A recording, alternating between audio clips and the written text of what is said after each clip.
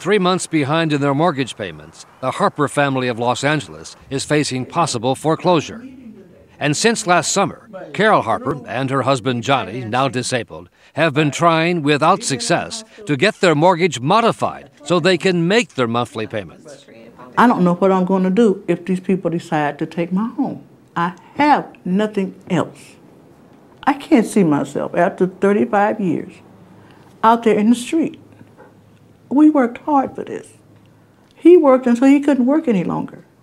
He don't know the half of what I've been through. And I don't mean to do this.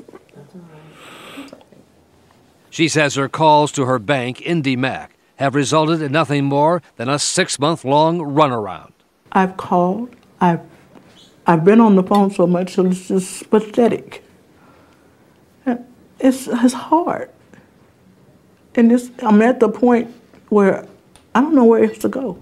So she turned to Washington, to her Congresswoman, Maxine Waters.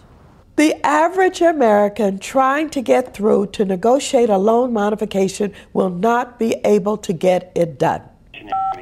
And to prove the point, Congresswoman Waters let Nightline listen in as she herself tried to get through to a number of banks on behalf of 3 of her constituents. Is Ms. Harper on the line? When she called IndyMac for the Harpers, it took 4 minutes just to get through all the recorded messages. Our representatives are currently assisting other customers, but your call is very important to us. Prompts. Please enter your 10-digit mortgage loan number. And music.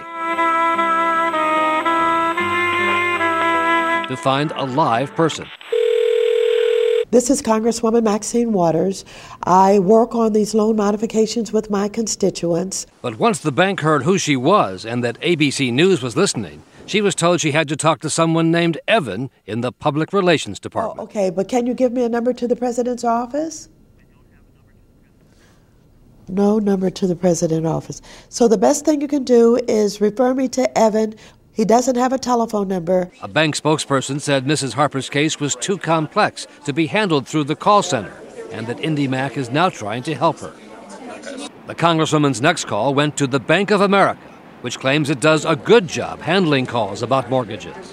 On average, it's 1 to 2 minutes in terms of once you're waiting in queue for an agent, it takes 1 to 2 minutes to get through to somebody. But for Congresswoman Waters, her call to the Bank of America turned into a 2-hour ordeal. Please hold, and your call will be answered in the order in which it was received. First, it took a full 10 minutes to get a live person on the line. Hello, Adrian. This is Congresswoman Waters. How are you doing? She was calling on behalf of the Beards, a retired couple who live in this Los Angeles house, who are not behind in their payments, but struggling to keep up. So I thought that this is an easy one. This is the kind that I think could easily be modified.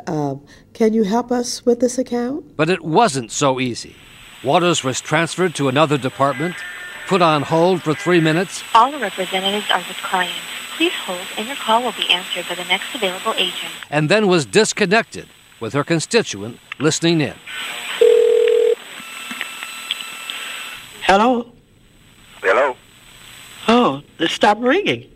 That's what I usually get when I talk with them. When I call them, they say they're going to transfer me. When they transfer me, boom, the line goes dead. Okay. Undeterred, the Congresswoman called Bank of America back, but the extension the bank had given her did not work. Please enter your party's 5-digit extension. Oh, I did. If you do not have extension information, please stay I've got on a 5-digit number. The next available agent will assist you. 52701. 52701. Please enter your party's 5-digit extension. If So you it do doesn't not have work. extension, So for a third time, 49 minutes after she first dialed Bank of America, the Congresswoman called the bank's 800 number again. Thank you for calling Bank of America. A representative is with you shortly. And there were more recordings and more music. Thank you for your patience while holding. This is absolutely horrible.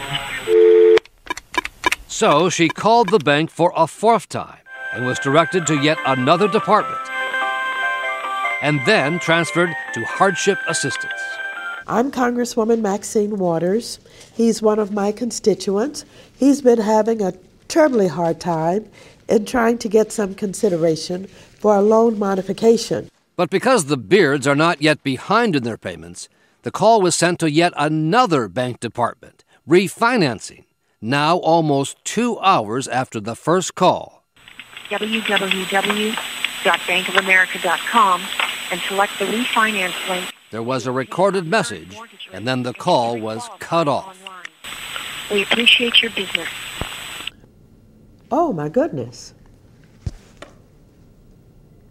Well, what they just said is, go to the computer, www.bankofamerica, and fill out some information to see if you pre-qualify.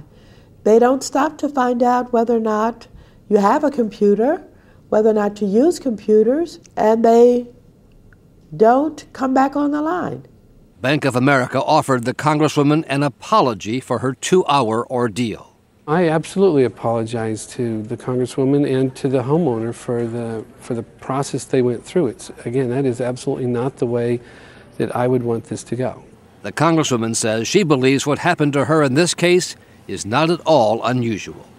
Anybody witnessing what I was going through could see that I got pretty aggravated and that I got upset about the basically inconvenience of the so-called system that they have, the lack of responsiveness, and the inability to get anything done. She can't afford to pay the loan now. The Congresswoman's final attempt was on behalf of a Los Angeles widow, Mildred McNeil, who has been threatened with foreclosure by Countrywide.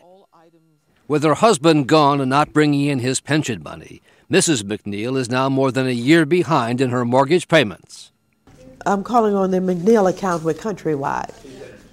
When Congresswoman Waters finally got somebody on the line from Countrywide, now owned by Bank of America, the frustration was obvious. But here's what I cannot be sympathetic to you for. I am bombarded with people who are going to be foreclosed on and lose their home. I'm bombarded with people who are going to be on the street. And so I have no sympathy for you. And if I make wholesale statements, it's because I am up to my ears in this mess. And we've got to do something about it.